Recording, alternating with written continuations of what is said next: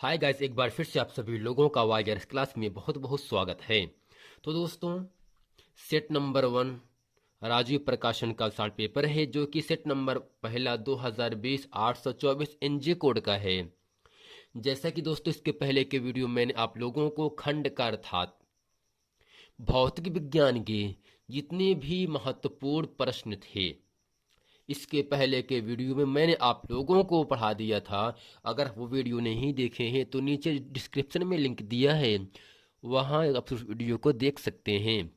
तो दोस्तों, इस पूरे वीडियो में हम पढ़ेंगे खंड खा। और दोस्तों, खंड खा में प्रश्न नंबर 5 का खा और गा 3 प्रश्न बहुविकल्पी प्रश्न हैं। और इसके साथ जो प्रश्न नंबर 6 7 8 है, वो सब दोस्तों क्या होगा, आपका लघुत्तरी प्रश्न है। दोस्तों, खंड खा में जो आपका है, आपका रसायन विज्ञान है, इसमें आपसे पहला प्रश्न कह रहा है एथिल एल्कोहल का आईयूपीएसी नाम है। दोस्तों, हम ये आपको बताना चाहते हैं, आईयूपीएसी का फुल फॉर्म होता है international union of pure applied chemistry. I का मतलब होता है international union of pure applied chemistry, या दोस्तों आईयूपीएसी का फुल फॉर्म होता है international union of pure applied chemistry. तो एथिल एल्कोहल का आईयूपीएसी नाम दोस्तों क्या है? ऑप्शन पहला है मेथेनल, दूसरा है एथेनल, तीसरा है एथेनॉल, चौथा है प्रोपेनॉल।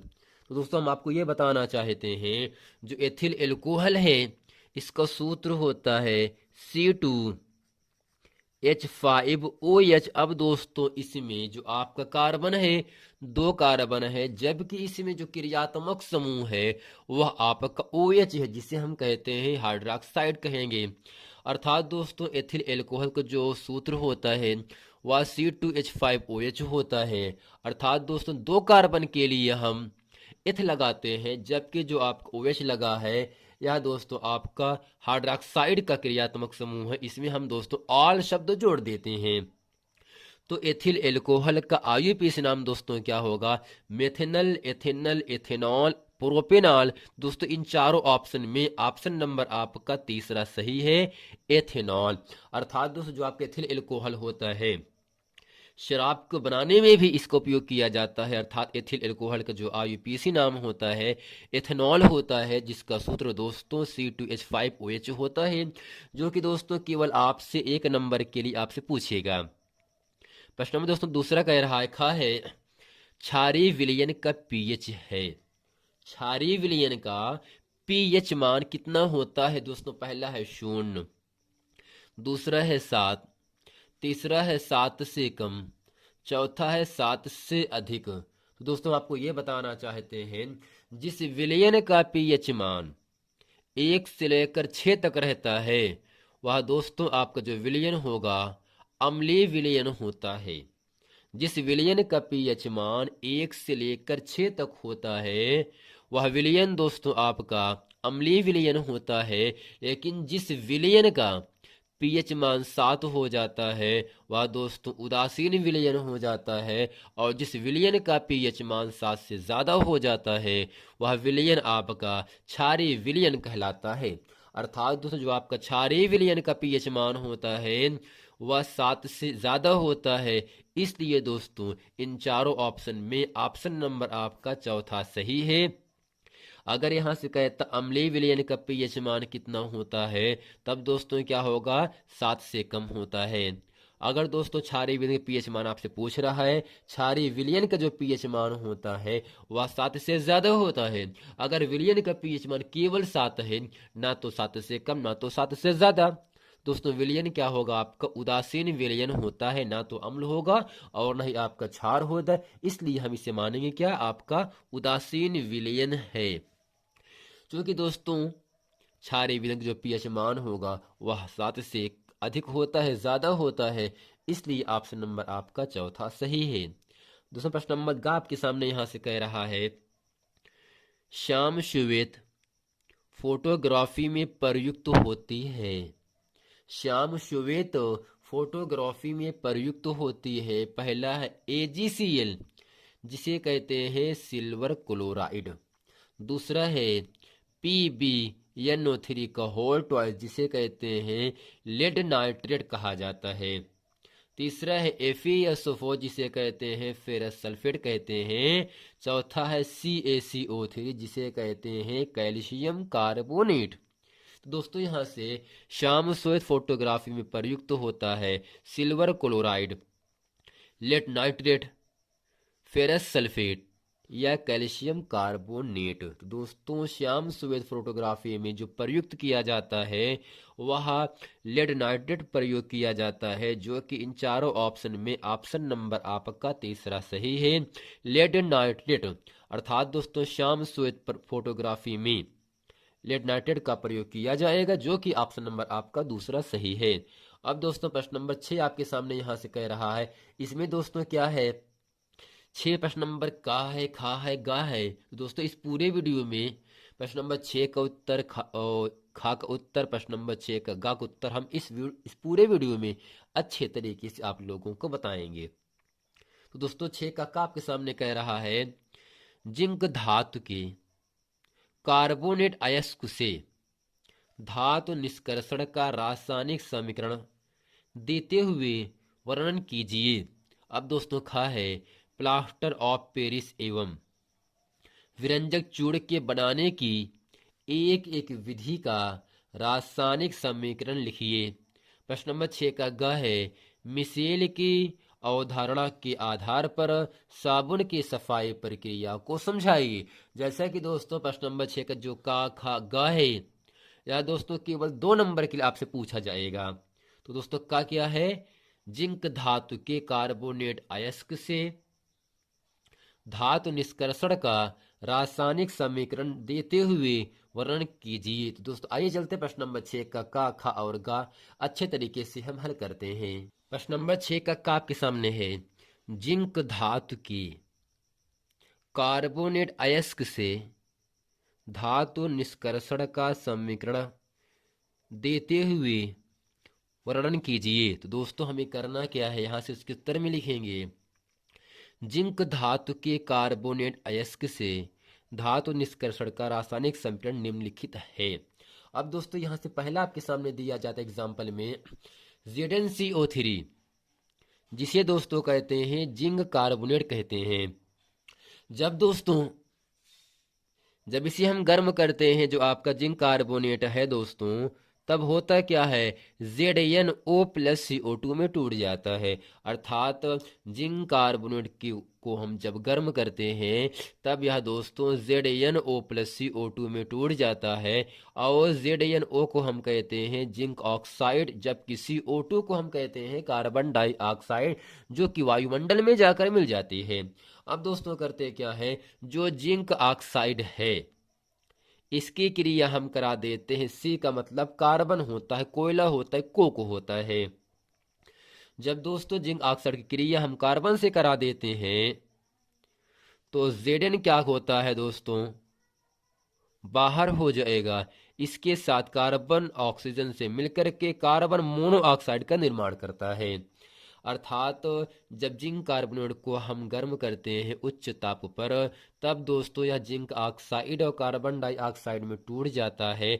लेकिन जब जिंक ऑक्साइड की क्रिया कोक का मतलब कार्बन से कराया जाता है तब दोस्तों Zn+CO बन जाता है। और दोस्तों जो आपका Zn को होगा इसे हम जिंक कहते हैं और CO को हम कहते हैं कार्बन मोनोऑक्साइड, जो कि सबसे जहरीली गैस होती है। हमें इस गैस को सूंघना नहीं है। दोस्तों आशा करते प्रश्न नंबर 6 का अच्छे तरीके से आप लोगों को समझ में आ गया होगा। अब दोस्तों प्रश्न नंबर 6 का आपके सामने यहां से कह रहा है प्लास्टर ऑफ पेरिस एवं विरंजक चूर्ण के बनाने की एक एक विधि का रासायनिक समीकरण लिखिए। अब दोस्तों इसके उत्तर में हेडिंग करते हम यहां से हैं प्लास्टर ऑफ पेरिस के बनाने की विधि। प्लास्टर ऑफ पेरिस के बनाने की विधि, इसमें दोस्तों लिखेंगे जिप्सम को, किसको दोस्तों, जिप्सम को। जैसा कि दोस्तों जो आपका जिप्सम होगा एक आपका यौगिक है। जिप्सम को 120 से 130 डिग्री सेंटीग्रेड पर गर्म करने से प्लास्टर ऑफ पेरिस बनता है। अर्थात दोस्तों CaSO4 का होल ट्वाइस इंटू 2H2O दोस्तों इसे हम कहते हैं क्या है, जिप्सम कहते हैं। जब दोस्तों जिप्सम को 120 से 130 डिग्री सेंटीग्रेड को हम गर्म करते हैं, तब दोस्तों यह CaSO4 का होल ट्वाइस इंटू H2O, इसके साथ दोस्तों 3H2O भी बन जाता है। तो दोस्तों यहाँ पर जो आपका CaSO4 का होल ट्वाइस इंटू H2O है, इसे ही हम कहते हैं प्लास्टर ऑफ पेरिस, अर्थात जो प्लास्टर ऑफ पेरिस होता है, इसका सूत्र होता है CaSO4 का होल ट्वाइस इंटू H2O होता है। और दोस्तों जिप्सम को जब 120 से 130 डिग्री सेंटीग्रेड पर गर्म करते हैं, तब वो प्लास्टर ऑफ पेरिस बनने के साथ ही जल भी आपका बनता है। अब यहाँ से दूसरा हेडिंग करते हैं, व्यंजक चूर्ण बनाने की विधि, यानी दोस्तों किस प्रकार से हम व्यंजक चूर्ण बनाते हैं। दोस्तों इसमें लिखेंगे, यह सूखे बुझे चूने पर क्लोरीन की क्रिया से प्राप्त होती है। अर्थात जो आपका व्यंजक चूर्ण बनता है, व्यंजक चूर्ण प्राप्त करने के लिए हमें सूखे बुझे हुए चूने पर क्लोरीन की जब क्रिया कराते हैं, तब दोस्तों व्यंजक चूर्ण अर्थात CaOCl2 प्राप्त हो जाता है। अर्थात करते क्या है, CaOH का वेस्ट, जिसे दोस्तों कहते हैं सूखा बुझा चूना, जब कैल्शियम हाइड्रोक्साइड की क्रिया, Cl2 का मतलब दोस्तों क्लोरीन होता है, जबकि जो CaOH का वेव 2 है, इसे कहते हैं कैल्शियम हाइड्रोक्साइड। यानी जब कैल्शियम हाइड्रोक्साइड की क्रिया क्लोरीन से कराया जाता है, तब दोस्तों CaOCl2, जिसे दोस्तों हम कहते हैं कैल्शियम ऑक्सीक्लोराइड, इसे ही दोस्तों हम कहते हैं व्यंजक चूर्ण कहते हैं। व्यंजक चूर्ण बनने के साथ ही दोस्तों H2O अर्थात जल भी बनता है। अर्थात दोस्तों जब कैल्शियम हाइड्रोक्साइड की क्रिया क्लोरीन से कराया जाता है, तब व्यंजक चूर्ण बनने के साथ जल भी बनता है। तो दोस्तों आशा करते हैं प्रश्न नंबर 6 का खा अच्छे तरीके से आप लोगों को समझ में आ गया होगा। अब दोस्तों चलते हैं प्रश्न नंबर 6 का गा, जो कि इस पूरे वीडियो का अंतिम प्रश्न है। अब तो प्रश्न नंबर 6 का गा आपके सामने कह रहा है, मिसेल की अवधारणा के आधार पर साबुन की सफाई प्रक्रिया को समझाइए। किसके लिए दोस्तों, मिसेल की अवधारणा के आधार पर साबुन की सफाई प्रक्रिया को हमें क्या करना है, समझाना है। अब इसके उत्तर में हम लिखेंगे और समझेंगे, एक मिसेल में आयनिक सिरे पानी की तरह हो रहते हैं। अर्थात दोस्तों जो झाग होता है उसे हम मिसेल कहते हैं। जब साबुन को पानी में घोल देते हैं, जो झाग उत्पन्न होता है वही दोस्तों क्या होगा, आपका मिसेल होता है। यानी एक मिसेल में आयनिक सिरे पानी की तरह रहते हैं और तेल वाला सिरा हाइड्रोफोबिक हाइड्रोफोबिक केंद्र की तरफ होता है। इसके कारण साबुन पानी में इमल्सन बनाता है, झाग बनाता है। मैल और चिकनाई इमल्सन के साथ यानी झाग के साथ बाहर निकल जाती है। इस तरह से साबुन से सफाई हो जाती है। अर्थात दोस्तों एक मिसेल में आयनिक सिरे पानी की तरह रहते हैं। जो आपका मिसेल होता है, इसमें जो आपके आयनिक सिरे होते हैं वह दोस्तों पानी जैसा होता है। और तेल वाला सिरा हाइड्रोफोबिक केंद्र की तरफ होता है। इसके कारण साबुन पानी में इमल्सन बनाता, जब साबुन को पानी में घोल देते हैं दोस्तों झाग बन जाता है। इस झाग को हम कहते हैं इमल्सन। इसके कारण साबुन पानी में इमल्सन बनाता है। मैल और चिकनाई इमल्सन के साथ बाहर निकल जाते हैं। अर्थात दोस्तों मैल और चिकनाई इमल्सन की वजह से उसमें जो कपड़ा होता है उसमें गंदगी लगी साफ हो जाती है। इस तरह से साबुन से सफाई हो जाती है। तो दोस्तों आशा करते हैं सेट नंबर पहला 2020 का 824 NJ कोड में दोस्तों खंड खा मैंने अच्छे तरीके से बता दिया। तो दोस्तों आशा करते हैं ये पूरा प्रश्न वीडियो आप लोगों को समझ में आ गया होगा। अगर दोस्तों अभी तक हमारे चैनल YRS क्लास को सब्सक्राइब नहीं किए हैं तो इसे आप सब्सक्राइब ज़रूर कर लें, ताकि इसी तरह के नेक्स्ट वीडियो आप लोगों तक आसानी से पहुंचता रहे। अगर दोस्तों वीडियो अच्छा लगा हो तो वीडियो को लाइक, सब्सक्राइब और शेयर ज़रूर कर दें। मिलते फिर नेक्स्ट वीडियो में, तब तक के लिए थैंक यू।